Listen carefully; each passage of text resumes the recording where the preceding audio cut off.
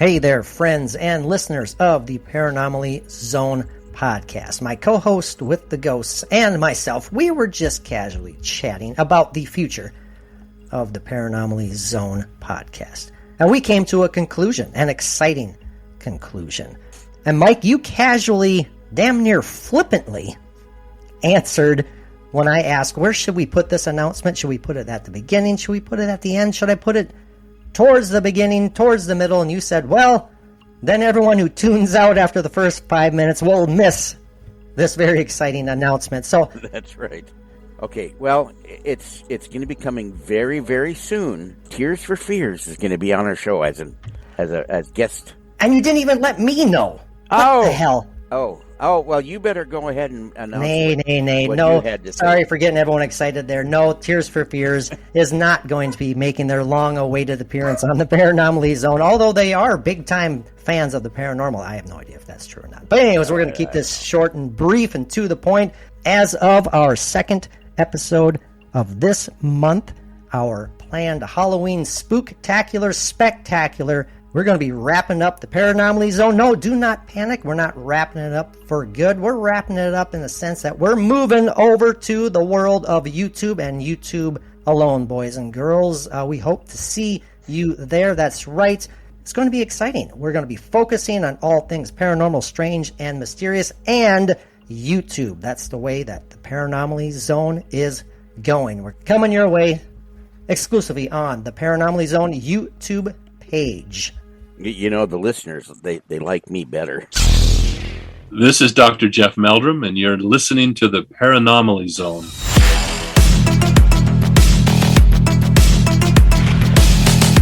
Look, I know the supernatural is something that isn't supposed to happen. It does happen.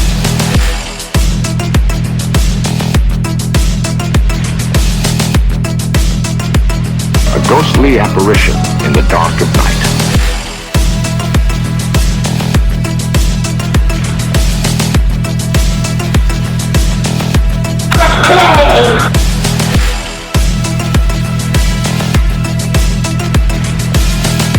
Human sacrifice, dogs and cats living together, mass hysteria.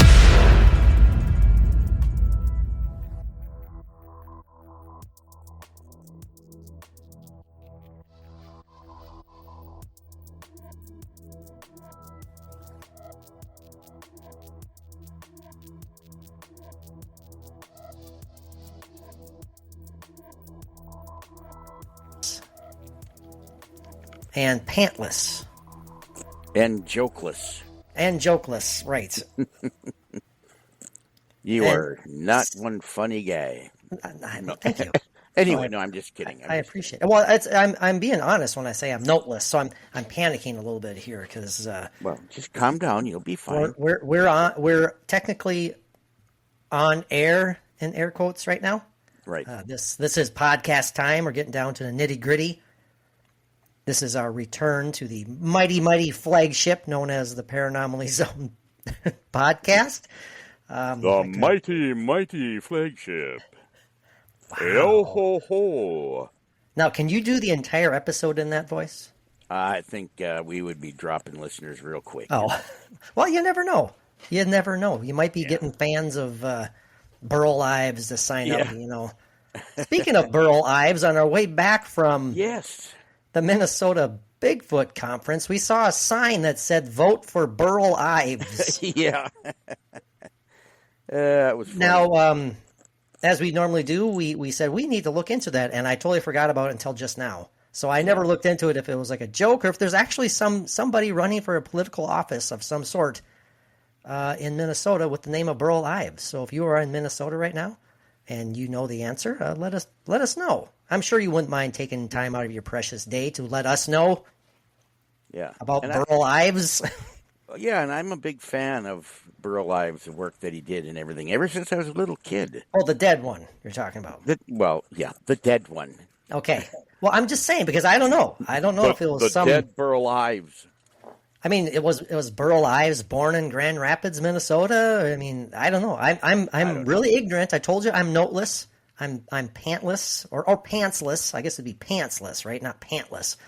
All right. And yes. Yeah, hopeless for sure, and jokeless, and worthless. But hey, didn't he sing a song about a ladybug or something?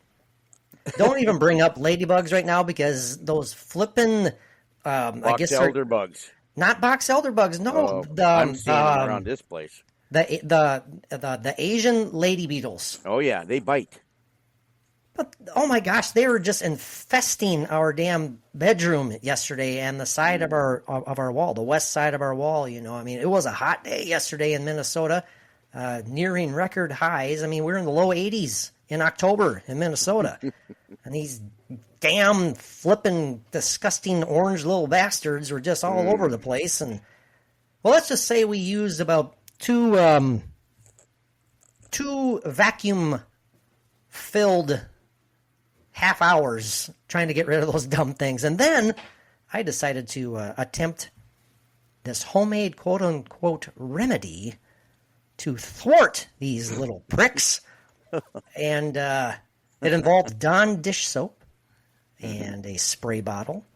And hey, I'll say this. I was outside the house. I was spraying down those damn little buggers, and no pun intended, and they were dropping, not like flies, but like little orange lady beetles. So, But they're so cute, and they eat aphids off the plants. And you just said they bite. And they stink, too. Yeah, they do stink, yeah. Anyways, no one gives a crap about that. Mike, it's October. It's time to get spooky. It's Spooktober. It's our favorite month of the year. All things creepy, all things ghosty and all that good stuff. So what are we going to talk about? We're going to talk about Bigfoot. Yeah.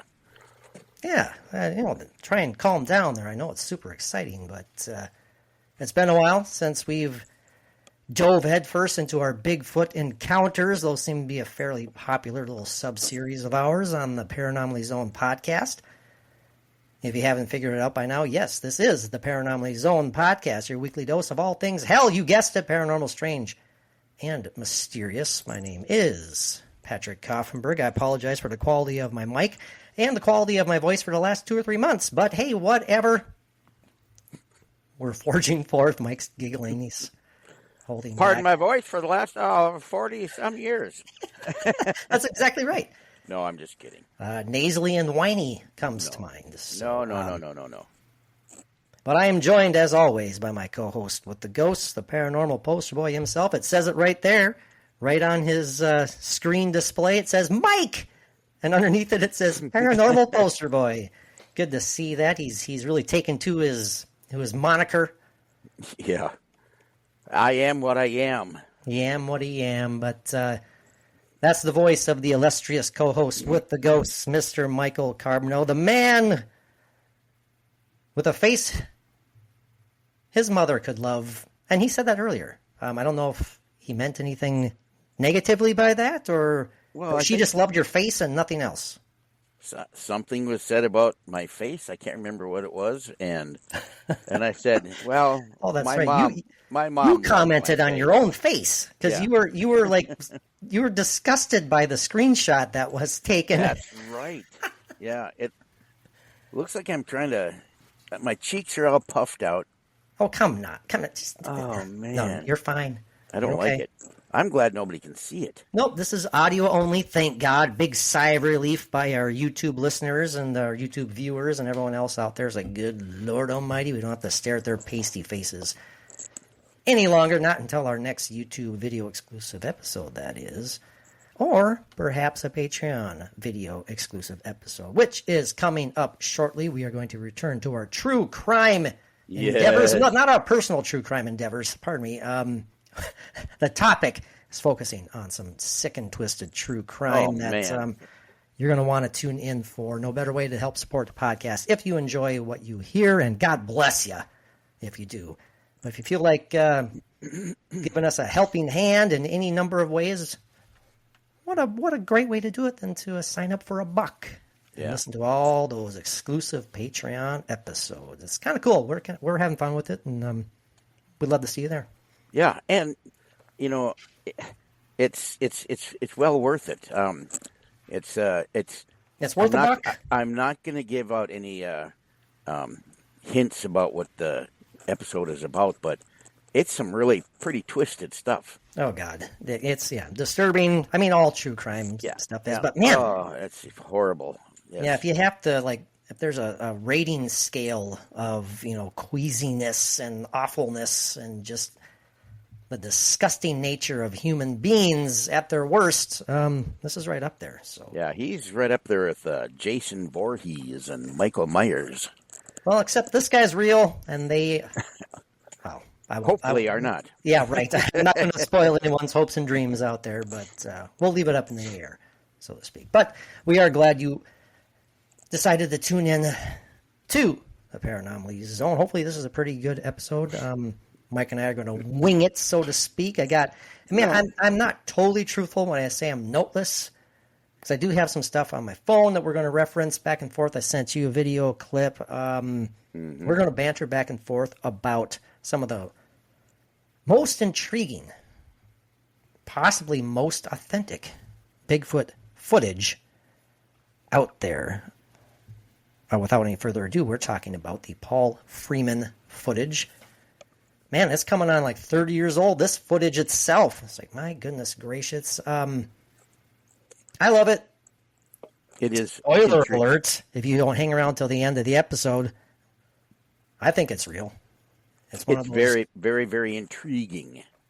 Yeah, and it's we'll dive into it for sure, everybody. So we're looking forward to talking about that.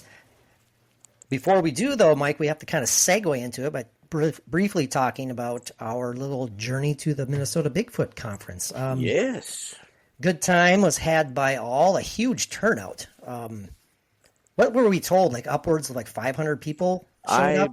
I believe so, yeah. I mean, which is a lot. I mean, the room that the presentation took place, that looked like about 500 people max could fit into there. So it's like the big banquet rooms at the big hotels where you can open up the walls, and there was probably like 3 banquet rooms all together with the walls exactly open, right. And that's about what it was. It was pretty cool. Unfortunately, we didn't get to spend as much time there as we had planned for various reasons. I'll spare everybody the boring details, but we did get to see in person and touch the damn near bronzed skin of one Jeff Meldrum, Dr. Jeff Meldrum. When we first sat down, they were just about ready to go into presentation number 2. Sadly, we missed the first presentation, which was by Mr. Blackburn. I was like, oh, God dang it, that's one of the guys we wanted to see, but we were running late. We missed him. We settled in, and by the way, seemingly we didn't need to pay ticket money at all because no one checked their damn tickets. No one asked for anything. We just walked in. That was weird. That was very weird. I don't know. I was literally looking around, looking for people to show my phone so they could scan the QR code so we could, quote unquote, enter and have access to everything. No, we could have just walked out the streets and just sat our asses down on the chair. Yep. There you go. But then again, I was wearing one of my Bigfoot T-shirts, so that kind of... They thought you were a presenter. They thought we were, they identified us with all the other nerds in the room. Oh, stop. Stop. There's only one nerd in that room, Mike, and I won't say who it was. You don't have to. But it's funny when we sat down and the lights went down and it got all dim and kind of romantic, But it was funny at one point while we're listening to this first presentation, which we will comment on briefly in a second. Mike leaned over to me and he said, I think I see a very shiny white beard in the distance. And I couldn't really see, but after a little bit, I kind of leaned over myself and it was almost like glow in the dark. He has the most immaculate beard. I'm talking about Dr. Jeff Meldrum. And there you saw it. Just blazing white. His beard is like Mikio Kaku's hair, and it's man, that's funny as hell. We talk about that so often. I think when we were even, looking at some of the plaster casts and, enjoying some of the items on display, and casually glancing over at the people waiting in line to get, signed autographs from Mr. Meldrum. And Mike casually again said, who would look better if we switched Jeff's beard, put that onto Mikio, or switched Mikio's hair and put that onto Jeff? We didn't come to a conclusive answer. It's no, it is tough. I don't know. And it kind of gave me the willies, I think, a little bit to think about it. But anyway, again, it was so good to see Mr. Meldrum. Yes, almost fully recovered from his very scary medical incident late last year. Yeah, very high spirits, happy to be there. And yet we got to meet him, shook his hand, spoke to him briefly. Of course, Mike, after I introduced us as well, I didn't introduce us as podcast hosts, but I said, you probably don't remember, but we were lucky enough to speak with you on the podcast. And he's like, yeah, they all run together. I mean, that's a nice way of saying I have no idea who you are, which is totally understandable. Right, exactly. And then, of course, Mike had to try and remind him of, well, you tell our listeners what you asked Mr. Meldrum. I kind of leaned in a little bit, and I said, this might jog your memory, or this might help you remember. I'm the one that asked you if you had watched the movie Harry and the Hendersons. And he just kind of giggled a little bit. And then he said, oh, yeah, I got some prints of Harry, He did. He says, yeah, I got some slides of him in the back. And we thought that he was joking. But then a little bit into his presentation, he wasn't joking. There on the screen was a shot of, Harry from the movie. Yeah. We got to listen to about half hour, 40 minutes of Mr. Meldrum's presentation. Then we had to split because we were on a schedule. We sincerely were. We had to get going. But man, I tell you, Mike, Meldrum was bronzed. It looked like he. And that was a legit tan. It wasn't like a sprayed on orange, weird looking thing. I was like, holy. What do you mean by that? An orange sprayed on Nothing. Thing. Not a thing. But Jeff Meldrum, though, did you notice? I mean, that smile, it just exuded like just a fantastic guy. Yeah. I mean, you could just see it in his face. Yeah. I agree. And someone who's legitimately happy to be there. I mean, for several reasons, we mentioned before the very scary medical incident that he endured. That was in Alaska, wasn't it? It was aboard the cruise ship. Yeah, like a cruise ship. Yeah. Cruise ship. That's right. But yeah, it got dicey there for a while. So, I mean, when we spoke with him, 3 summers ago now, I mean, before that happened, he was already a genuinely nice person from what we could, take from that chat with him. But seeing him in person, he just had a huge smile on his face the whole time, lighthearted during his presentation, and very happy to be there. And we were very happy to see him. And Mike, we got him to sign some photos of Patty / Bigfoot, Mrs. Bigfoot, the she-foot, whatever you want to call it, from the famous Roger Patterson film. I got it sitting right over there in my office right now, Mike. I think you said you were planning on getting yours framed, but it's kind of a cool little memento from the conference. Yeah, it's kind of a little bit closer up shot of Patty as she looks over her shoulder. Like that very famous... Yeah, the famous stance, still. Yep, the famous still. Frame 160, I don't know what the hell is. Frame something. Yeah. Right now I just got mine leaning up against where my Chip Coffee signed glossy is. I know. You better watch out, Mike. Pretty soon you're going to have a whole wall full of signed photos, mementos, what have you, from some of your favorite characters. Maybe someday Mikio Kaku himself will be hanging... from not the literal Mikio Kaku, but like a photo of him. Well, there might be some physicist conference coming up somewhere. I don't know. Oh, man. Can you imagine us dolts walking into a physicist convention? Oh, man. I'd have a headache even just as I'm walking in the door, and my head would just... Oh, yeah. We'd be an hour away yet, and we'd start feeling it in our brain. And it's just like, smart people ahead cannot endure... Oh, crap, my ear is starting to bleed. I know. Oh, man. And here we are hosting a podcast. Yes, anyway. Anywho, it was a good time. Always good seeing you in person, Mike, and glad that you got home safe. Yes. And here we are again. We are returning to the flagship episode. And we are talking about some cool footage. If you aren't familiar, maybe if you have time in your hands and you're really, really bored, you can pause this episode right now and you can go and check out the Paul Freeman alleged Bigfoot footage yourself. There's several versions of it out there on YouTube, short little clips.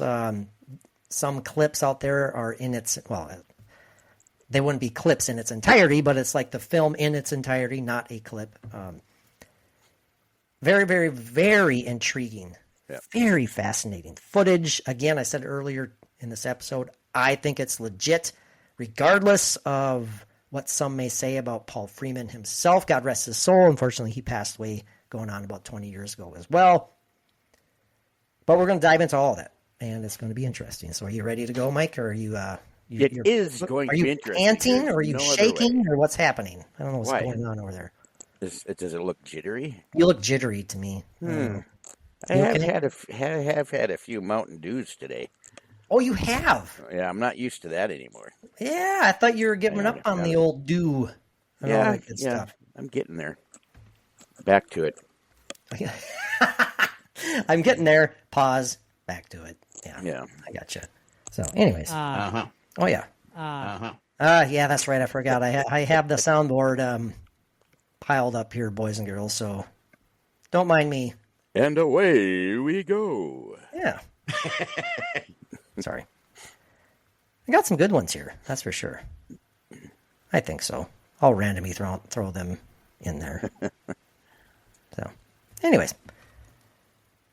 Where do you want to start, Mike? Where do we want to start? 1994.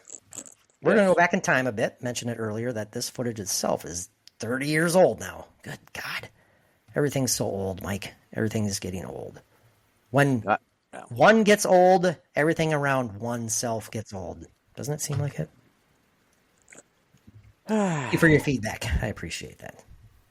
Well, I'm going to be 62 next month. Yeah, and you look not a day older than 61. Yes, that's right. Not kidding. Well, just wait till that day, and I'll look a day older than 62 or whatever. Yes, you will. And you'll look wonderful. Yes, when we're getting off track. Buttons. Nope, buttons will always get them back on track for sure. Yeah.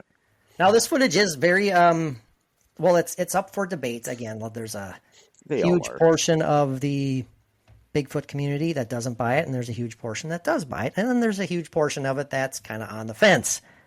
That's usually where Mike and I sit. Well, I usually straddle the fence, and Mike is on one side or the other, but I'm not certain where you sit on this footage, Mike. So you'll have to give your answer to me when we're done talking about this. Sure, I can do that. But I mentioned this was back in 1994. Paul Freeman was known as a kind of a self-proclaimed cryptozoologist. You know, this is something that he had been interested in for years. He had claimed to have captured his own, I don't want to say captured, claimed to have made his own plaster casts of supposed Bigfoot tracks and whatnot. Some were unfortunately proven to be a hoax, Mike. Mm-hmm. He had even in the day admitted to hoaxing Bigfoot tracks. So it wouldn't be fair if we didn't throw that out there, okay? Yeah. Well, that should have discredited him for anything else that he had to do or say about these things afterwards, I think. Well, right, exactly. But you know what? Sometimes I do, and I know you do as well. You try and put yourself in the mindset of someone who is so passionate about any particular topic, and in this case, this is a topic of fantastical, lore. It's something that, especially 30 years ago, I mean, cripes, even today, if you believed in it, you were a kook, you were a nut, for the most part. It's ice cream. What? For me, it's ice cream. That's what I'm passionate about. Anything else that you're passionate about? No, I'm listening to you. And then you stopped talking, and I just got lost for a moment. Well, see, you are free to jump in anytime you want, Mike.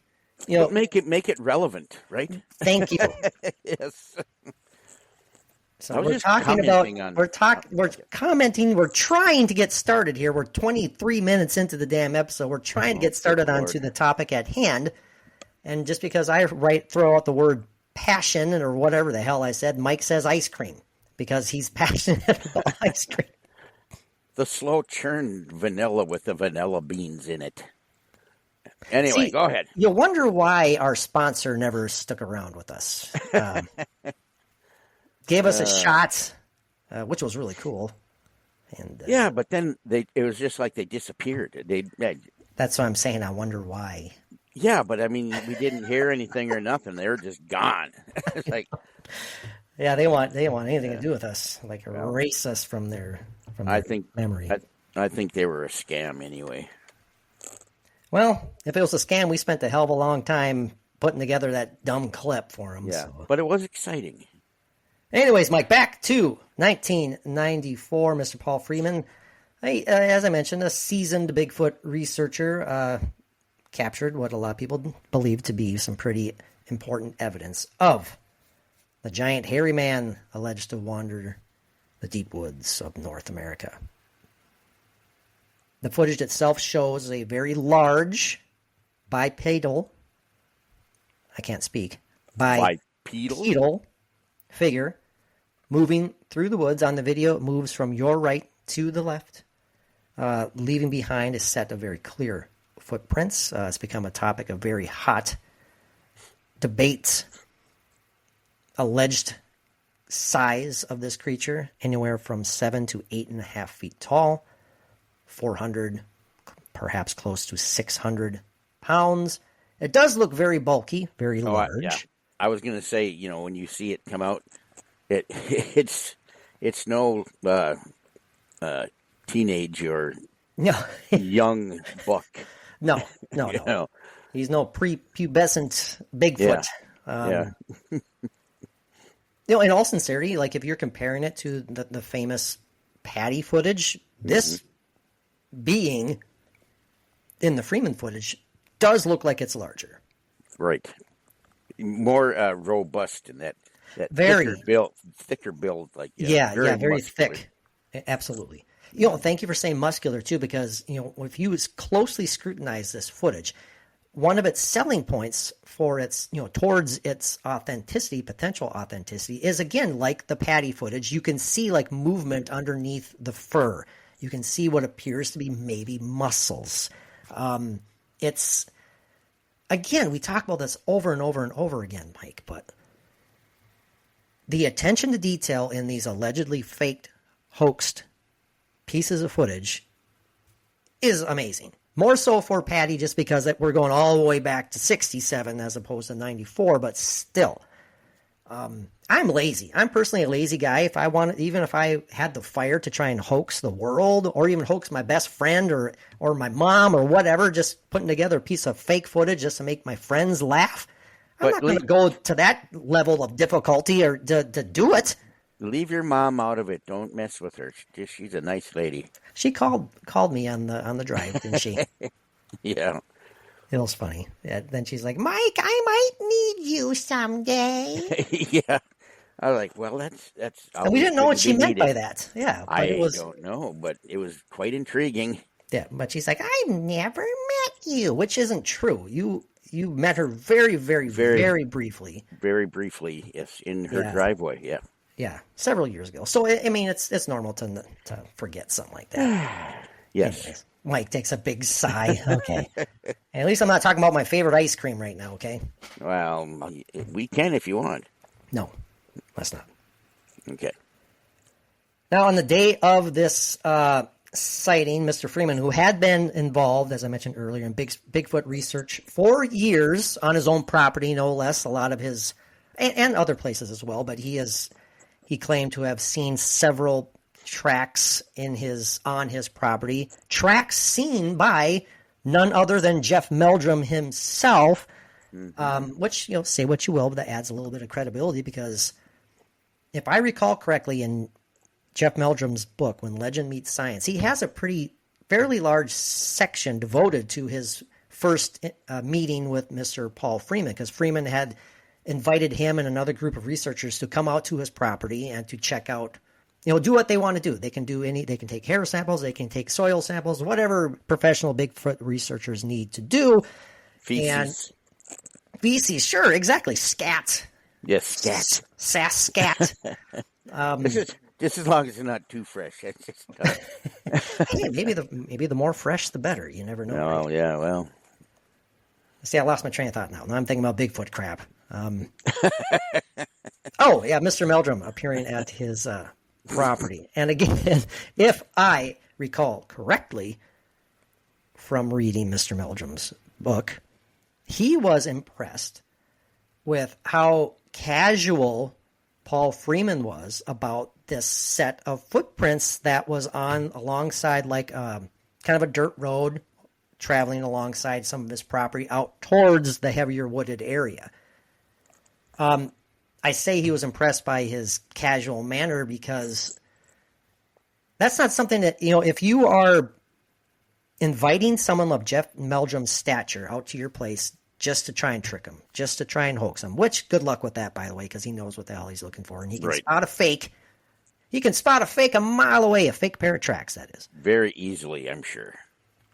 Mr. Freeman, casually, if he did at all, didn't even mention these tracks. He didn't, say, I got stuff to show for you. He said, let's go for a little trip. And then boom, bing, bang, bomb. What the hell did I just say? Bing, bang, boom. Big, bang, boom. There's those tracks. So, again, I encourage all who are interested to check out Jeff Meldrum's book, When Legend Meets Science. It's absolutely fascinating. You happen across a pseudo-skeptic when it comes to Bigfoot, just say, hey, read this book. Give it a shot.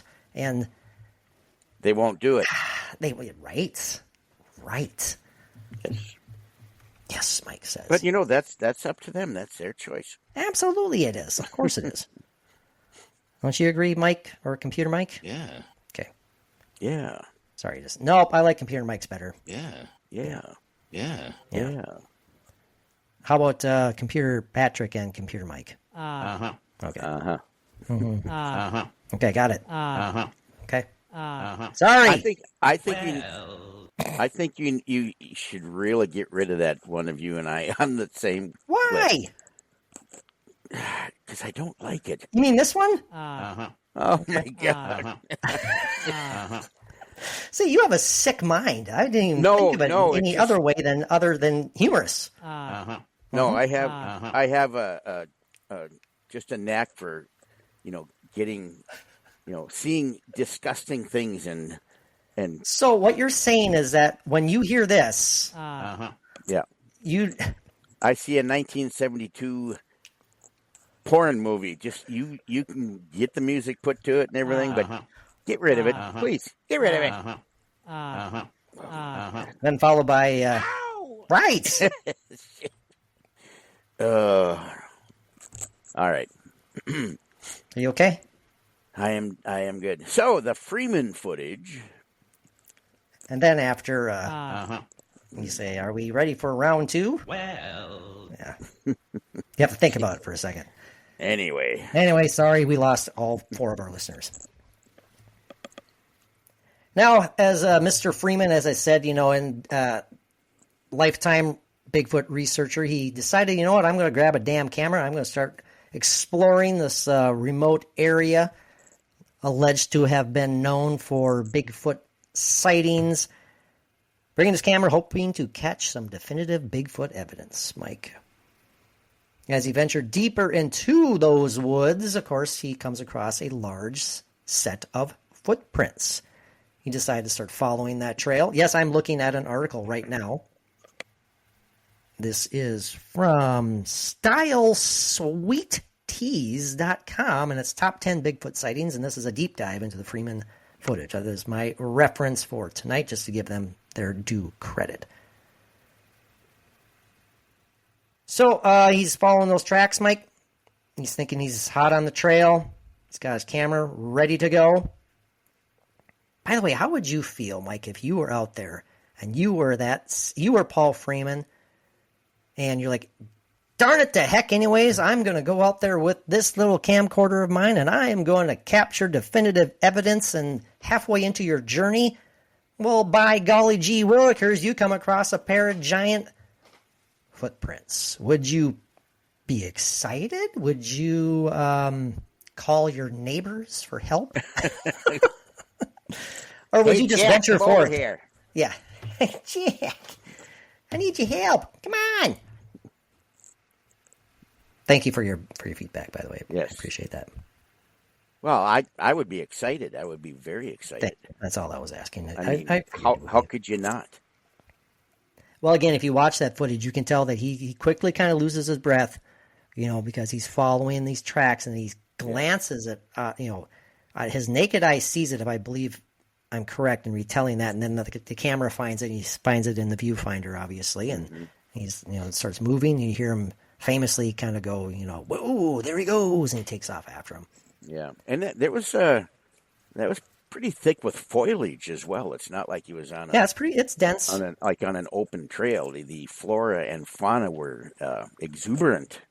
Right, and again, I mean, forgive me if I'm incorrect, but I believe it's near a river too. I believe there's water that's off camera. You can't see it, but I believe there's a stream, maybe a river nearby. Now, following this trail, he spots Mike as the video. What now? It's just the way you throw my name in there. It's like, okay, I'm listening. Just go ahead. Is that how I sound? It's like no. I feel like I'm dozing off when you're trying to wake me up in the middle of your lecture. Mike, damn it, wake up! This is important shit we got talking about here. Holy criminy, let's go. All right. Well, I had to have one just little 3-second rant there, and we're good. I'd ask Mike, what was I just talking about? I don't know. Exactly. Begging a Bigfoot. Mike's not a good listener. I'm not. If he doesn't want to be. The neuropsychologist, she said I wasn't a good listener. He's so cute. She did. Half the time when we're recording the podcast, his eyes slowly shut. That's the truth, actually. Is it really? Okay. Well, it's not like I'm bored or anything. Oh, not at all. I just put you to sleep. Okay, this has been Dirt Side Road number 8 for the we're episode. We're still on the track here, no pun intended. We got our boots on the track here. Yeah. Now he sees this large, hairy, very, very muddy, large, hairy creature, Mike, walking through the woods. I did it again. Mike, snap to it, Cam. Now, Freeman quickly started filming. He captured the creature's distinct fluid gait. The figure moved naturally with visible muscle movement, as we mentioned earlier, beneath its fur, characteristics that have been closely analyzed in Bigfoot research. Freeman went on to describe the creature as being around 7 feet tall, although, as we mentioned before, some guesstimates have it as tall as 8 feet 4 inches compared to the tree it was standing in front of. The creature was described to have a very muscular build, dark, shaggy hair, and he noted that the creature also seemed to be unaware of his presence, moving calmly and deliberately through the forest. Of course, by the time it's caught on camera, it clearly turns towards the camera, sees. Yeah. Well, you would think it would see Freeman standing right there, in the open part of the trail there. But it doesn't really react. It just kind of casually turns away and starts on sauntering through the woods again. He didn't feel threatened by anything. No. I also believe, Mike, this is tangent number 576, that if you do a further deep dive into this footage, there are some who believe there were more than one Sasquatch in the area at that time. And I'll leave it at that. The encounter lasted only a few minutes, but the footage, of course, that Freeman captured has had a lasting impact on the field of Bigfoot researcher. Now, there are a few little bullet points here that we need to talk about. We mentioned a couple of them. The muscle movement. You watch the footage, clear as day. It's not the clearest footage ever by any means. Yeah. But you can still see it. Yeah, it's not like Jane Goodall with the chimps or anything like that. Oh, no. I mean, it is. Absolutely not. Thankfully, it was in the broad daylight. Very clear what you're looking at. The sun, the lighting helps a lot, helps quality. But again, you can see that visible muscle movement under the fur. Now, again, is it a very elaborate costume that people spent however much money on attempting to hoax? Perhaps attempting to hoax Mr. Paul Freeman himself. I'm not suggesting that, but you have to throw that possibility out there. Any possibility. Or was it a legit living creature? Or was it a government hologram? Oh, don't get me going on that stuff, Mike. No. Which, by the way, the one presenter that we saw, we're not going to name names here. We love all of them, but Mike, we both talked about it. Let's throw it out there very briefly. Tangent number 795. I don't know if I went backwards or not right there in my number of tangents, but what the heck was the point of that guy's presentation? It was 30 to 40 minutes of talking about the Loch Ness Monster, quote, versus Bigfoot. Right. All he did was show slides that we've all seen for the last 60 years. Well, what he was doing is he was presenting the information on each cryptid. And we were supposed to decide which one sounds more credible, which one has the best evidence to, say that, yes, that creature exists. That's right. He did do a roll call at the end. And I think it was 100%. I believe he asked, he goes, now, which of these two alleged cryptids, Loch Ness Monster or Bigfoot, do you believe is or has a better chance of being, quote unquote, real? Loch Ness or Bigfoot? And it was 100% the one, or 100% the zero, Bigfoot, in favor of Bigfoot. Well, we're at a Bigfoot conference for crying out loud. I mean, and I understand what he was doing with the photos, but the first thing I said to you as well was there was nothing new in that at all. I mean, it was a time filler, and I hate saying that because I don't want to come across as being a whiny little twit, because I was very happy to be there. I'm sure he's a very nice gentleman. He knows a hell of a lot more about this stuff than I do. But it's like, man, work on your presentation. Put something in there, some opinions or something. Wasn't he part of the group that started that put this thing together, the conference together? Well, the gentleman who did who we saw later on that day, who brought the kids up there to do their own versions of Bigfoot calls, he was the head guy running it, or at least one of the top two guys putting that together. I'm not sure about the other gentleman. I'm sorry. Okay. Doesn't matter. Anyways, tiny little tangent there, but I was very happy to be there. We were very happy to be there. I don't want to come across as being negative at all. Right. But, I mean, it's always cool to look at photos, but I was just I wanted to feel enlightened about something a little bit. It's like, okay, well, here's stuff that you've seen for 6 years, and bye. Would you like me to repeat anything? Right, exactly. Any questions? Man, and this is a picture of me by Loch Ness. It's like, okay. He had some pictures of him when he was a little kid too. He did. Yeah. This is my first birthday present. I'm sorry. I'm mean and I'm done. And It's like we are ripping on somebody that we don't even know. We do, exactly. I take it all back. I do. And he seemed very pleasant. So absolutely. Yes. Again, Mike, this the muscle movement that you see is pretty. You think it'd be pretty difficult to replicate in any type of suit. Right. However much it costs, it doesn't matter. Synthetic raccoon hair. That could very well be it. That would synthetic work. raccoon hair. You can't use real fur for stuff like that these days. It just, I know. I gotcha.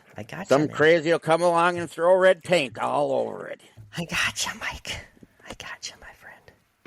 We mentioned the proportions earlier. One particular note about the proportions: the length of its arms, the width of its shoulders. Again, the classic very long arms, Mike, hanging well below, close towards, the hand dangling, kind of close towards where the knee would be. Exactly. Very broad shoulders, very thick neck, muscular.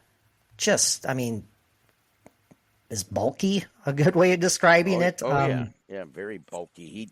This could have been like the silverbacks are to the gorillas. Right. Hey, that's a great example. The musculature itself, the proportions that we mentioned, they definitely are an argument in the favor of this being authentic, because the arms are moving and it just does not look fake. If it was a fake, again, it was superbly done with the movement of those arms. Right. But although much easier to be faked at that time than the Patterson-Gimlin film. Right. Was back in when that was. And again, the Patterson-Gimlin is the holy grail, and the Patterson-Gimlin film, to be honest, buries the Freeman footage. I'm just saying that right now. It's, to me, you can't argue that dumb thing, but dumb thing, the Patterson footage. It's incredible. It's amazing. This is still up for debate, but it's damn close. Yeah, I'm very hopeful for something more positive to come out of this. Out of the quote unquote old classic Bigfoot, alleged Bigfoot reels, I think the Freeman footage is up there on the Mount Rushmore of Bigfoot captures. Oh, yeah, absolutely. Patty's at the top, and then what fills out the next three? Definitely the Freeman footage is up there. Well, and then somewhere along the line, there's the legend of Boggy Creek. Well, that's man, there's a ton of different ways we could look at that too, but it's. Well, I was trying to be funny, but so carry on. Okay, sorry. Why'd you have to say carry on? Because you know what I have to do now. Go for it. Carry on my wayward song. Okay, sorry. The gait, Mike. The creature's gait. Yes. Now, this walking pattern has been thoroughly examined by experts in biomechanics. Very fluid, rolling gait, unlike the typical movement of a human, further supporting the argument that the footage is authentic. We mentioned the footprints earlier. Freeman documented the footprints left behind by this creature, described as very large and deep, indicating a creature of significant weight. The detail and depth of the footprints have been used to support the argument that, again, the creature was not a human in a suit. I believe I don't want to say infamous, but the term has almost become infamous when it comes to pseudo-skeptics because they hate hearing it. But the phrase/term dermal ridges, Mike. Right. Found in these casts.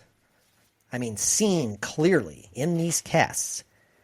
Those skeptics don't like that stuff because, again, you're faking this and you're going to take the time to basically put in the equivalent of toe prints. You got fingerprints, Mike, and you got feet prints. You got toe prints. Absolutely. Dermal ridges in the mud.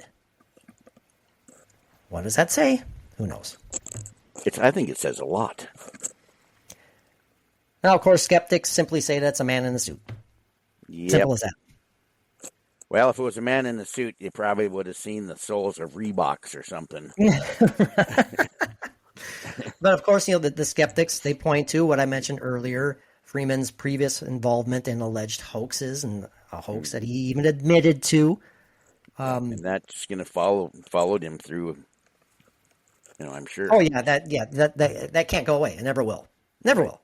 I don't think I ever finished my train of thought from, a half an hour ago whenever I first, brought up Mr. Freeman's admission of hoaxing some prints. But what popped into my brain, Mike, is that someone who is so passionate about such a damn near taboo subject, definitely at the time, they know what they saw. They know it's real. and they spend the rest of their life, they dedicate their life trying to capture evidence, and they just can't do it. They can't find it. They can't find it.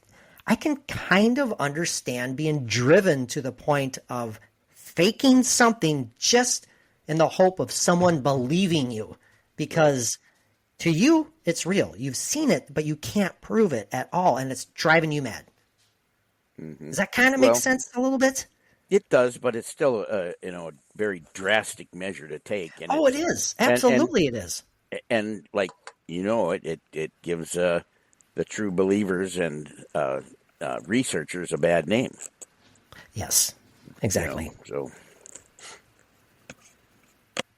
now the Freeman footage, Mike, as we've kind of hinted at, is very polarizing when it comes to the Bigfoot community. Believers and skeptics often engage in very passionate debates, hopefully very fair and kind debates, sort of like you and I. We never really debate on this damn show, do we? We need to do that more. That would be fun. Yeah, debate as in, not in a political sense, but hell no. Just like disagree. It's like we agree on everything. Yeah, I don't even want to hear the P word. No, I know. Oofta. Yeah, that's smelly. That's a curse word. Curse word nowadays. As we mentioned, the believers argue that the footage provides undeniable Bigfoot evidence. Again, pointing to the creature's realistic movements and physical features. We're kind of repeating ourselves on right now. Skeptics, on the other hand, argue that's simply a well-executed hoax. Again, citing Freeman's credibility issues. Now, despite this ongoing debate, there's no denying that this footage remains very crucial in the Sasquatch/Bigfoot community and in science itself. He blinded me with science. Ooh, great song. Great song. Now, some scientific perspectives, Mike. The great Dr. Grover Krantz, mentioned in high regard by people such as Dr. Jeff Meldrum. I believe Meldrum inherited all of Mr. Krantz's Bigfoot collection, all of the prints that he had collected throughout the years and cast himself. Anyways, Dr. Grover Krantz, physical anthropologist, argued that the creature's body proportions and movements were beyond the capabilities of any known human. He also analyzed the creature's footprints and concluded that they were too complex to be fabricated. I think the dermal ridges come into play in that part of the argument. Hey, look at this. Dr. Jeff Meldrum, another professor of anatomy, a professor of anatomy and another anthropologist, studied the footage and other Bigfoot evidence extensively. He has pointed out that the anatomical details visible in the footage, such as the creature's compliant gait and limb proportions, which he believes support the footage authenticity. There isn't such a word, Patrick. I know there isn't. Thanks, Mike. Now, one Bill Munns, a special effects expert, has conducted a detailed frame-by-frame analysis of the footage, and he argues that creating such a convincing costume with the technology available in the 1990s would have been, quote, nearly impossible. Mm-hmm. Now, what? Really? Okay, just for that. See, I'm keeping that now to torture you. So you start providing more feedback instead of just the, Mike. Yeah.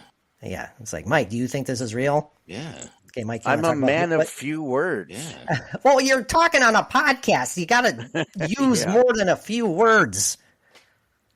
You are correct, sir. No, I'm not. I'm wrong. I'm a horrible individual. Now, I did mention that sadly Mr. Paul Freeman passed away in 2003, a very young man in his early 50s. Oh. But again, the footage continues to be a topic of interest and debate. Despite facing criticism, skepticism, and ridicule, Freeman's footage has remained an important piece of Bigfoot evidence. Potentially an important piece of Bigfoot evidence. Broader context of this alleged footage. Mike's just like swaying back and forth, or what's happening? Is your bladder about ready to explode? No, I'm just intently listening to this. I think you're starting to move to prevent yourself from falling asleep. Is that what you're doing? Absolutely not. You sure? Yes. It goes on here, Mike, to say the Freeman footage. I am going to read Again, so bear with me here. The Freeman footage is part of a larger context of Bigfoot sightings in the Pacific Northwest. Hoo-ha! There. Right? Well, lose the dramatics and just go ahead. Oh, you can talk like Burl Ives, but I can't do that. See, got you there. Go ahead. Jeez. Now, this region, Mike, in the Pacific Northwest, with its dense forests and remote wilderness areas, has long been a hotspot for Bigfoot sightings and Sasquatch. Come on over here. I'm going to give you a hot spit. What the heck? Hey, I coined a new phrase, or Yes, maybe it's you an old did. one. That's funnier than hell. Go ahead. Okay, stop. You don't have to be so sarcastic. Mike's getting feisty. No, it was funny. Okay, sure it is. See, I love it. That's like his kryptonite. The moment I play that, he looks like he's about ready to vomit. My head drops. I have to stare at the floor and concentrate very deeply. Get out of my head. Now, again, the Pacific Northwest, been a hotspot for Bigfoot research. Both researchers and enthusiasts have documented numerous sightings, footprints, and other evidence, making the Pacific Northwest a very focal point for Bigfoot research. The terrain, as we all know, and climate of Pacific Northwest provide ideal conditions for a large elusive creature like Bigfoot / Sasquatchy to remain hidden. Dense forests offer ample cover. I mean, we all know this stuff. We all know this. I mean, it's unexplored. It's dense. Seems to have the proper amount. Well, you would think it would have the proper amount of edibles. Yeah, for lack of a better term. Those places around there, they have giant snails, and I guess they're really nasty. And that would be a great protein food source for Bigfoot. Ooh. Could you eat a giant snail? If it was cooked properly, yes. Really? On the grill with a little bit of teriyaki. Maybe a lot of teriyaki. Oh, sorry. If it was a giant snail, you just clean up my microphone here. You can make snail steaks.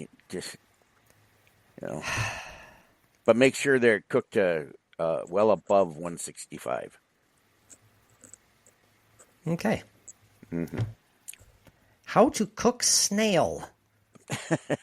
Heard only here on the Paranormally Zone podcast. Yeah. Hey, we should put out a Paranormally Zone cookbook. A cookbook. There you go. No. What to snack on while listening to the Paranormally Zone so you don't have to focus on us. Snail steaks and bat ears. It's just something. I'm perusing through this other article I had found, Mike, but I'm gonna spare everybody because it's a real long one, so I'm not gonna bring it up. But it was posted in 1994, fall of 1994, by the Skeptical Inquirer. Oh, okay. Boy. I'm he's starting talking to about burn a little bit already. Anyway, he's talking about a new collection or a new plaster cast of Bigfoot, which was claimed by the aforementioned, the late great Grover Krantz. And he, in this article, goes on, and it's very well written, very thorough, but again, it's kind of doing the poo-poo on the possible legitimacy of these tracks. And he, of course, brings up and references Paul Freeman's admitted hoax of casting. And so because one person admitted to faking a cast, then every single other cast ever found and made in the history of Bigfoot research is therefore a fake. Yep. So, I mean, again, that gets maddening, doesn't it, though? It does. It's the same thing with crop circles. That when that story came out. Yeah, exactly. Yeah. Now every crop circle around the world may be made by these two English guys. These two old guys. They made a circle that was horrible looking. It looked like a half-eaten Spaghetti-O or something. That was a giant Spaghetti-O. They just slowly lurch forward, struggling to bend over the crop. So yeah, they can definitely make those giant, elaborate ones all over them. Yeah. All over the country. Can you imagine their planning meetings before actually going out and doing it? Over a cup of tea. Tea and crumpets. Okay, dumb question. I am ignorant. Yes. I have never known what the hell a crumpet is. Tell me right now. It's a wonderful toasty treat. It's a wonderful toasty treat. Well, and now you're bringing up the okay. Irish in you. Well, anyway, it's it's very English. Sorry. God dang it. I learned all that stuff from my grandmother, my Canadian grandmother, and they're kind of like an English muffin, but a little more airy, not so much of a crust around them. Oh. But there's something that you can toast, and you can put a wonderful array of jams and jellies on it, and it's just delightful. Wow, you are very excited talking about tea and crumpets. You have them with a good cup of Earl Grey and with a little bit of cream and 8 lumps of sugar, and you're good to go. Specifically 8? Well, I usually go way over. 8 was conservative. But Mike, do you know the name? Do you know the name? I know it sounds familiar to you. A name in the Bigfoot field, Renee Dahinden? No. Oh, really? I thought that you would for sure know that name. But really, really. I don't recall it at all. Oh. Well, he was a Canadian Bigfoot researcher. I have a cousin named Renee, but oh, that's kind of cool. Anyway, born in Switzerland back in 1930. But he is like I said, a Bigfoot researcher. He was a major advocate for the Patterson-Gimlin film. He has co-written a book with one Don Hunter called Sasquatch.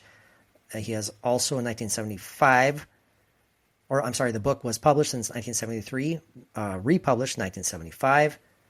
It was then revised and renamed in 1993 as Sasquatch/Bigfoot, The Search for North America's Incredible Creature. Anyways, he's a believer. He's a researcher. He's done his due diligence.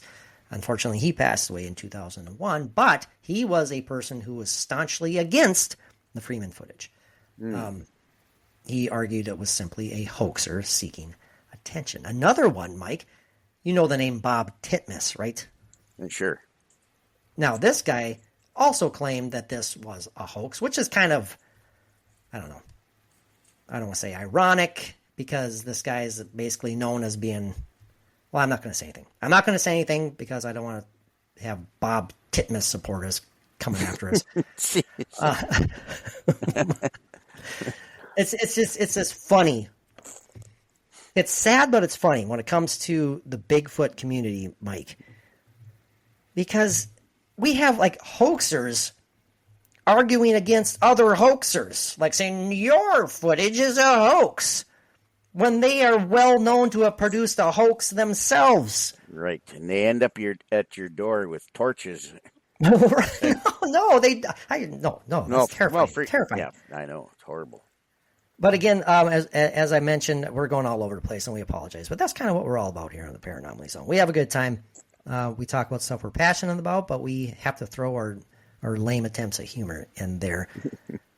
As lame? I mentioned, speak for yourself. It's very lame, you know it is. I'm just kidding. Yes, mine is for sure. My attempts are very. So is mine. But Paul Freeman unfortunately passed away 20 years ago, so he has a legacy in the Bigfoot community, but it's definitely, as mentioned earlier again, very polarizing. His supporters and his, people who don't exactly support him or the Freeman footage. I thoroughly find it very believable. I personally believe that footage. We are not giving it any due justice here in our description, but we highly encourage you to find it on YouTube. It's everywhere. It's plastered everywhere. And judge for yourself. I don't like hoaxers. I don't like people who give the field its, how do I want to say, earned reputation of being filled with fakes and hoaxers,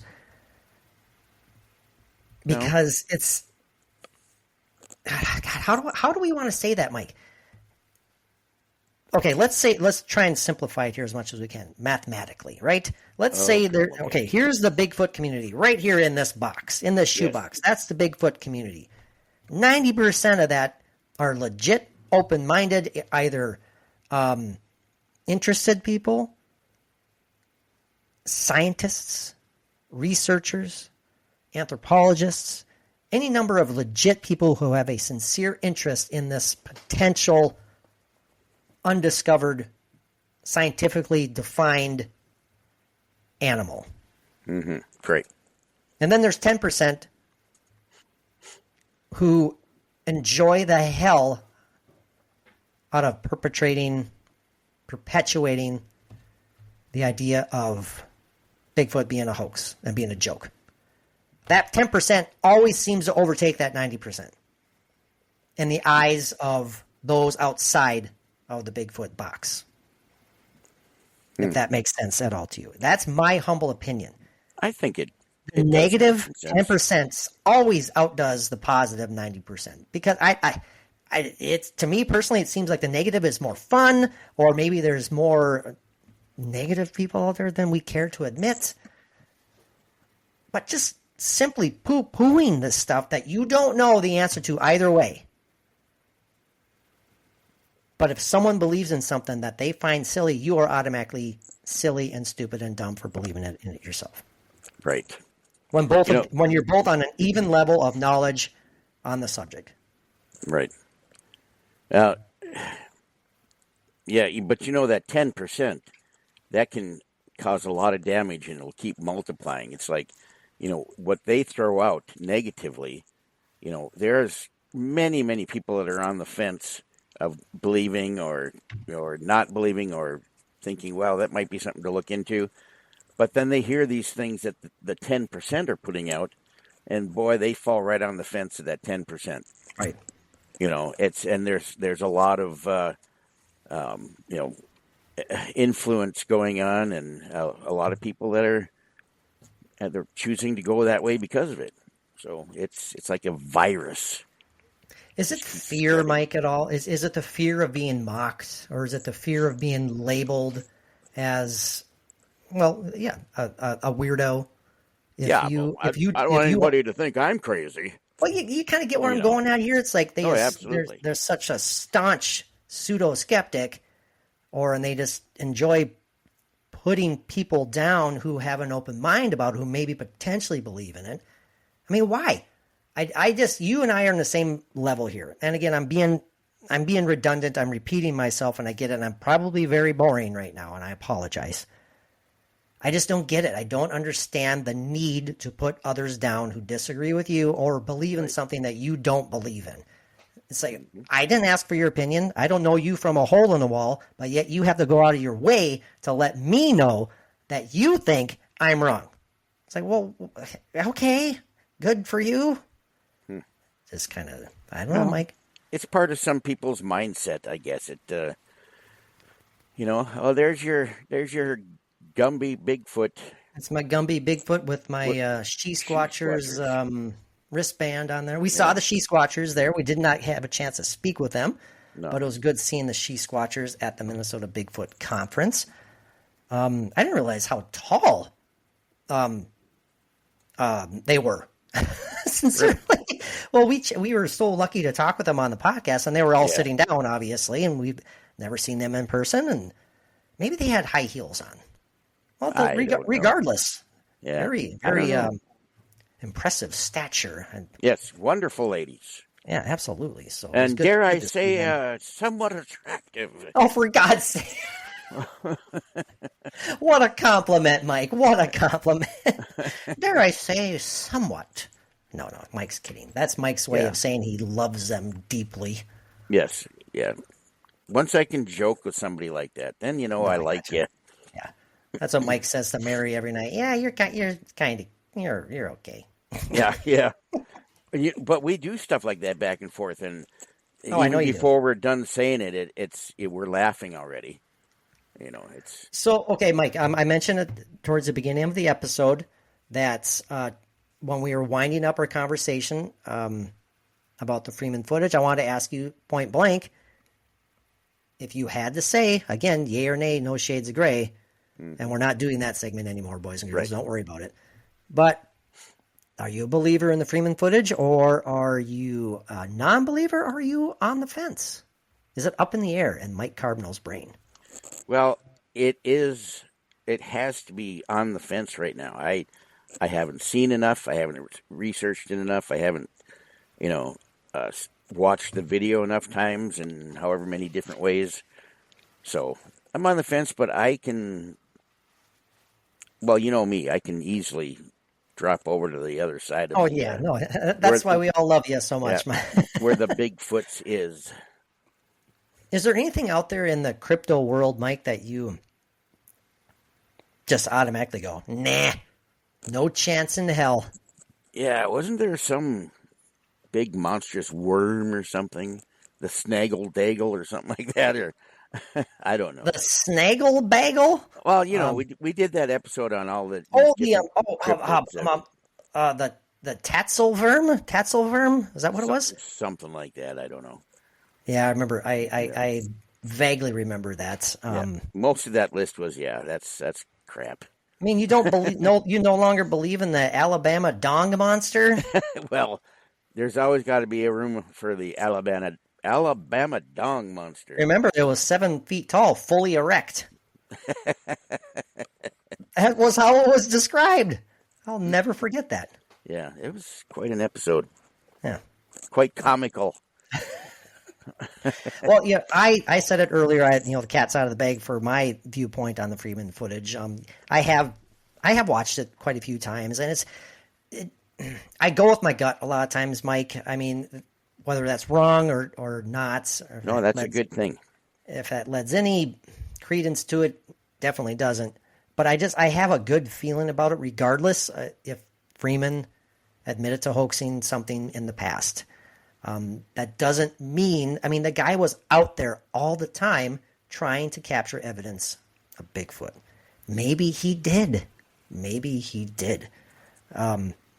Again, this wasn't a one-time, an offshoot where he says, I'm someone who has no idea what I'm doing. What's Bigfoot? Oh, la, la, la. I'm going to go for the walk in the woods with my camera, and oh, golly gee willikers, what's that?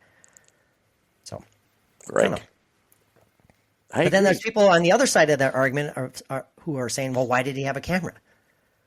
The fact that he is bringing a camera with him, then that somehow lends credibility to the idea of it being, or lends strength to the idea of it being a hoax. No, because when I lived in northern Maine, way up there by the Canadian border, I would walk through the woods there, beautiful, thick woods, even in the wintertime, and I'd be by myself, or this friend of mine would go, and we would just be taking pictures. Of the beauty and everything. Right. If I would have seen a Bigfoot, rushing through, and I would have been taking pictures. A Russian Bigfoot? Rushing through. Oh, rushing through. Okay, you have to be clear, Mike, about that when you're doing a podcast. Everything you say potentially offends someone out there. I know, but I'm not very articulate sometimes. Oh, you're very articulate. Yes. Anyway. Computer Mike, isn't he articulate? Yeah. I see. Computer Mike believes in you. You need to believe in yourself. Yes. Oh, what's that you say? What? Can you say that again? Buttons. Compare and contrast. Buttons. Yeah, but I like recording Computer Mike. is much better. Yeah, much better. Computer Mike got you on that one, Mike. So. Oh well, that's okay. They're both me, so I win either way. Yeah, they are. Very, very true. Well, before we wrap up the show, we have to make sure we have a little bit of time for a much hyped up return to an old Nonsensicast radio segment. That's right, boys and girls. We're going in the Wayback Machine. We're going back over 10 years to one of the most popular segments in podcast history. What is that, you ask? What is that, you ask? Hell yeah, it's time for the weekly top 5. No longer Nonsensecast Radio weekly top 5. It's just weekly top 5. Did you record that guitar? What, this? Yeah. No, Yes. that is from the band Godsmack, Mike. Oh, Godsmack. Okay, Yes, absolutely. that Christian band. So every time I play this, I have to pay them a quarter. Yeah, I don't believe it. No. But yeah, we are going to every now and then bring back an old segment from back in the day just to kind of spice things up a little bit. No moments of the macabre tonight. Sorry for all you guys tuning in solely for that reason alone. We will bring it back every now and then, more often than not. More often than not. But, More often than not. We want to switch it up every now and then. I think that's an okay idea. And quite frankly, I don't think anybody cares. Yep, So, we need some variety. yeah, absolutely. Yes, a montage of oddness. Sure, absolutely, absolutely. I think so too. I think why not? I think also, Mike, we only have one more flagship episode in this month, so we definitely need to do a deep dive into Halloween horrors. Yes, absolutely. What have you? It'll be a good spooky good time for sure. We're looking forward to that one. Get your Disneyland Haunted Mansion album out. Hey, that'd be kind of fun to do that again. It would. But just circling back real quick, Mike is straddling that fence, but I'm sure with a little more research, you'll more than likely lean towards the Freeman footage being legit, and I am leaning towards that as well. Repeating myself, but you guys need to go. If you are not familiar, you need to go watch that footage yourself and make up your own mind. Mm-hmm. This week, Mike, in the return of the vaunted weekly top 5. Oh, sorry. Every time I do that, then this is the usual response here. Ow! I like that one. Okay. Anyway. Well, I thought this was kind of apropos, Mike, a weekly top 5. We're going to probably have a little more than 5. Maybe we'll have a little less. Who knows? It's just a round number. It sounds good. WTF weekly top 5. It's WF time. Here are, Mike, top 5 Minnesota monsters. Are you ready for some beastly creatures? I want to hear it. Allegedly spotted in the lovely state of Minnesota. Is there a musculunge on the list? Musculunge. Musculunge, Mike says. Okay. Anyway, go ahead. Otherwise known as a muskie or musculunge. Some giant pike-like looking thing. Yeah, they're nasty. They can get nasty. Yes. Mike, this is interesting. I'm not talking about Paul Bunyan, so do not jump to conclusions here. Supposedly, Mike, there have been alleged sightings of giants in Bemidji, Minnesota. Well, there's big statues of them right by the lake. I said it's not Paul Bunyan. It's not Paul Bunyan. But... And I'm leaving this purposefully vague because if you are intrigued, interested in the least, look up Bemidji Giants, see what the hell pops up. I'm intrigued myself. Buttons. Are they in that big park across the lake from I think so. Where Paul Bunyan is? I think, they're chilling over there. They're eating their giant hot dogs and giant paper plates. Yeah. Great big styrofoam cups. And boy, do they make a mess when they throw them away, blowing in the wind. Oh my gosh, yeah. Stay away from ornery giants, that's for sure. Yeah. Again, we're not mocking the possible reality of giants among us. We've talked about that on the podcast before, Mike. Absolutely. Good subject. This is definitely not. Doesn't fall into the monstrous or mysterious by any means, but it is spooky. It is kind of creepy, Mike, when you hear the reports and you hear several sightings. Some of them very nearby my home here. The sightings of both mountain lions and panthers roaming Absolutely, Minnesota, Mike. Again, not cryptozoological in any way, but those are some wandering, nomadic, flipping panthers, and they are. Ooh, kind of makes you happy if you're lucky enough to have a large fence surrounding your your backyard, like we are lucky to have. So Mike just shook his head because he did something to his headset and he can't figure out how to come back to reality. I'm back. See, He's back. You're back. You're okay. It just says that you're recording, but it's on a different track right now. Okay, no problem. But you're still there. But yes, when I lived in Park Rapids, in that area where you live, I remember a report of one being sighted on the golf course. Oh, damn. I don't remember that one. Yep, and I also remember I can't remember who it was. It was a lady that we worked at the place that we worked at together. Yes. She said that she was leaving her long driveway. She lived out of town, obviously. And she said she saw a cougar on the side of the road, and it actually jumped across the road without touching the road. Yeah. I can't remember who that was, but that doesn't matter. Well, Mike, I myself spotted something on County Road 6 on my way to work back in the day. I don't know if you remember me saying that to you back then, but I saw it probably, I don't know, 300 yards away, maybe. No, that's too far. Maybe 200 at most.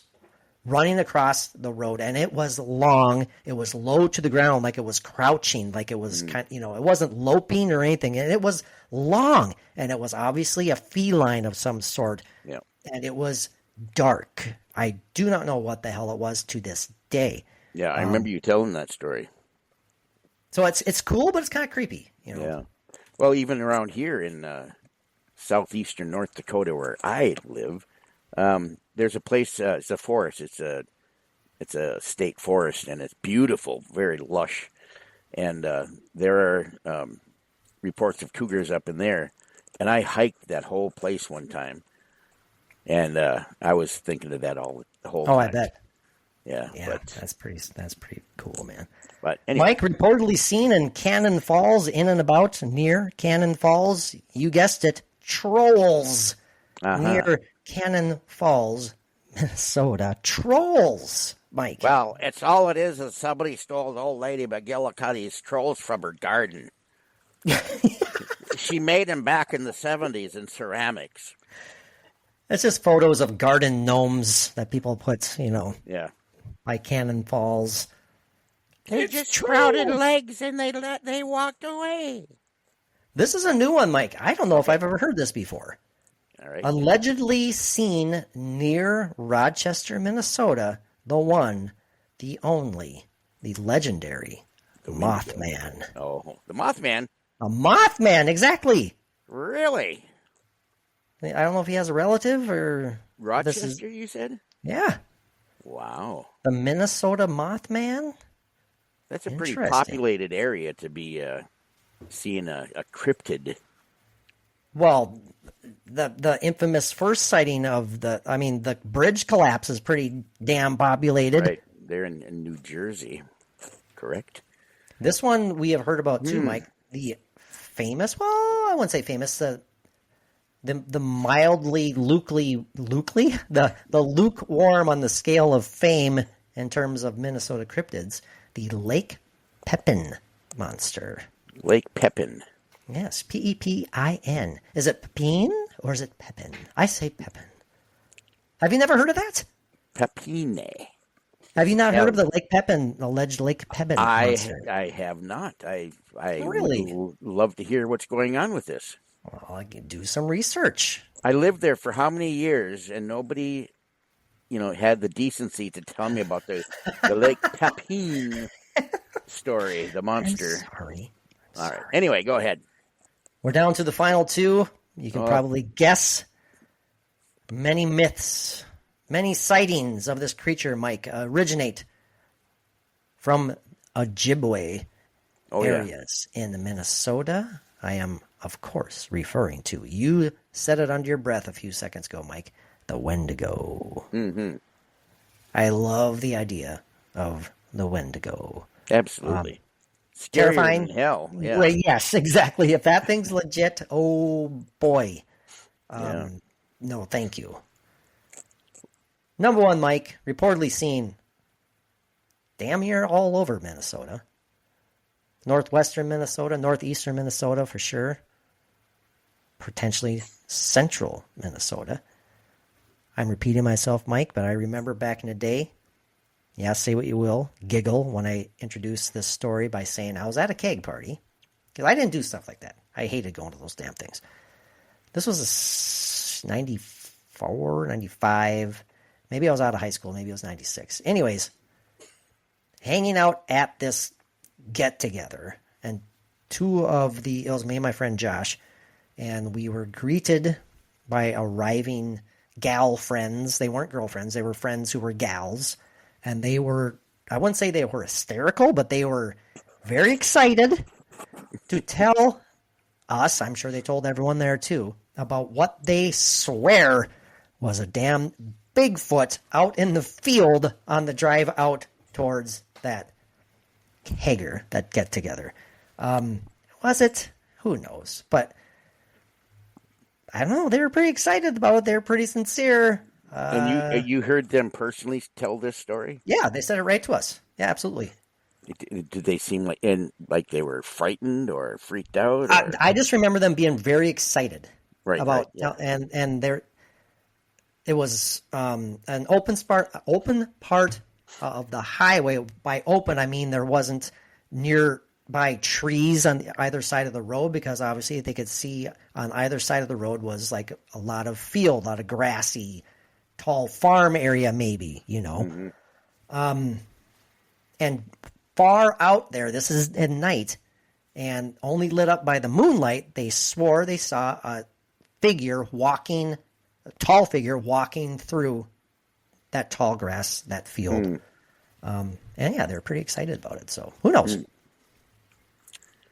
Well, you never know. That's number one, the Minnesota monster, Mike, supposedly. Well, the one and only subject of this episode. Not the Freeman footage, not the Freeman Bigfoot, but Bigfoot itself. Yes. Minnesota Bigfoot. I'm in. I think it's there. Where is it? Who the hell knows? Supposedly there's a hot spot for sightings not that far away in a tiny little town called Nimrod. Yeah, laugh what you may. Nimrod. I've been through there. That's a great name. Well, it's biblical, actually. And and it's just been kind of butchered and turned around to mean several other things as Nimrod. As we seem to do as human beings, but yeah, I'd say it's about 45 minutes. Let's see, southeast of here, I believe. But there have been quite a few sightings in that Nimrod area. I mean, that's like the only town in that area. And so that's why I say the Nimrod area, but it's kind of intriguing. Heavily wooded. Yeah, well, can't we do our trekking around that area since there's, reported sightings, and it's not far away? Computer Mike and Computer Pat, what do you think? Yeah. Mm-hmm. Mike, we need to get on loudspeaker when we're walking through the woods looking for Bigfoot. That's what we're gonna play on repeat. No, you don't like that idea? No, but I think it'd be a good idea to have that in the back of our heads. I think you are onto something there. I think that's a great idea. There's not much there. It's a great drive. It's a great drive. You can get on the back roads drive. Back here. Yeah. You can, no, it's beautiful. Yeah, I am down for it. Why not? I don't even know if they have a gas station in that town. Do they? They do. Yes, that's good. Yeah, okay. It's one of those towns where it has like a church, a gas station, and a bar. And that's. No, I'm kidding. I'm. I think I went good-naturedly teasing. Yeah, I think I went to a few rummage sales there one year. Oh, sure. One summer. Yeah, seriously. I believe you. Mike got really excited when he saw a little garden gnome. Yeah. Mike, we're going on an hour and a half here. We got about 35, 40 minutes talking about the Freeman footage itself. But again, that's kind of what we're about here at the Paranormal Zone. If you lasted this long, God bless you. We love all you guys. And if you care to support the podcast, check out the Patreon page. Believe it or not, there is some good, high-quality content. Over there, you can sign up for as little as $1 a month. And a big shout out to our good podcast friend, our good friend, period, Ness Ortiz. She just recently signed up for the Patreon page. Thank you so much, Ness. We appreciate that. Yes, absolutely. So hopefully you enjoy the content. She wants to hear that true crime that's coming up. Oh, 100%. 100%. Yeah, we better be on our merry way, Mike. This has been a blast, though. Thanks for making this work. And hopefully everyone enjoyed this as much as we did. Sorry. Jesus, apparently Mike didn't like it that much. So, Mike. I feel like you're pushing me out the door. Let's hurry up and get over with this. Okay, fine. Mike, without any further ado, what do our podcast pals need to do? Oh, they know it. Peace out, baby.